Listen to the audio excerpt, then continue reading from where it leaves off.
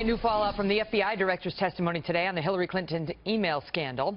Moments after the hearing ended, Republicans in the Senate joined the House in launching a new push to block Mrs. Clinton and her top aides from handling any more of America's secrets, saying their behavior has, quote, put lives at risk. We also heard new revelations about Mrs. Clinton's personal lawyers who went through her emails. Director Comey saying they lacked the security clearance to do that. And he went on to say that they may have deleted classified information. Plus, the director testified that up to 10 other people had access to her server without having the necessary security clearance. But one of the most talked about moments today came when Congressman Trey Gowdy confronted Director Comey with the laundry list of false statements that Mrs. Clinton has made in the course of this investigation. Watch. Secretary Clinton said she never sent or received any classified information over her private email. Was that true? Our investigation found that there was classified information sent. Secretary Clinton said there was nothing marked classified on her emails either sent or received. Was that true? That's not true. Secretary Clinton said I did not email any classified material to anyone on my email. There is no classified material. Was that true? There was classified material emailed. Secretary Clinton said she used just one device. Was that true? She used multiple devices. Secretary Clinton said all work-related emails were returned to the State Department. Was that true? No, we found work-related emails. Secretary Clinton said her lawyers read every one of the emails and were overly inclusive. Did her lawyers read the email content individually? No.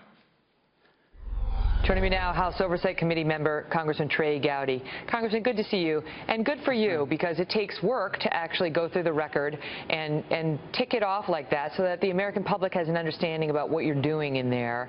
And you went to the heart of it, which is what he proved, what the FBI proved. Maybe it was a crime, maybe it wasn't, but it was absolutely that she misled over and over and over again. Your thoughts?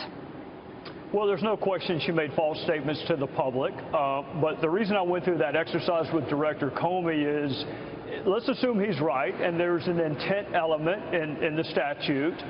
I think there was circumstantial evidence that she had the intent, and one way to prove prove intent by circumstantial evidence is false exculpatory statements. Innocent people don't lie.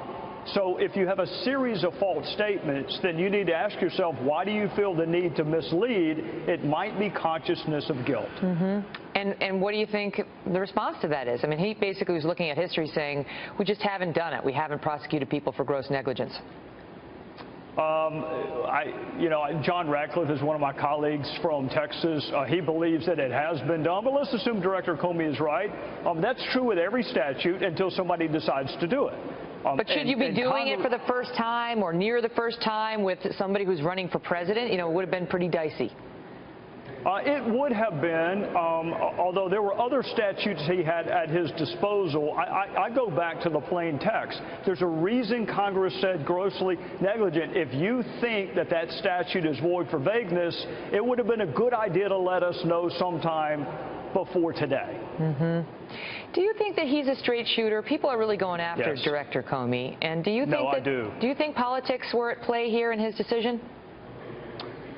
Boy, the second one is tough, but I'll tell you why. Yes, I think he's a straight shooter. I think the exact same thing about Jim Comey that I did this time last week, and I will this time next week. I think he is a straight arrow. We just fundamentally disagree on that element and whether or not he could have proven intent by circumstantial evidence. Did politics influence it? I can tell you, based on my previous life, it is always tougher to convict or prosecute someone who is well known. It just is. He might not feel comfortable telling you that, but I will tell you that. But I don't know whether that influenced him. Do you think there's any chance that Hillary Clinton's not going to get access to, top secret information, classified information as a candidate now, between now and November, given what she did? Well, he was pretty clear. If she worked for the FBI, she'd have some difficulties. Paul Ryan today said deny her access. What she did, Megyn, is really unprecedented and incredibly reckless. You can't stop the President of the United States from accessing classified information, but she ain't there yet. So I hope people will put the politics aside. You're talking about men and women whose political ideations we don't know anything about, who are risking their lives to gain intelligence for us, and you put it on something with less security than Gmail? Come on. Congressman, great to see you. Thanks for being here. Yes, ma'am. Thank you.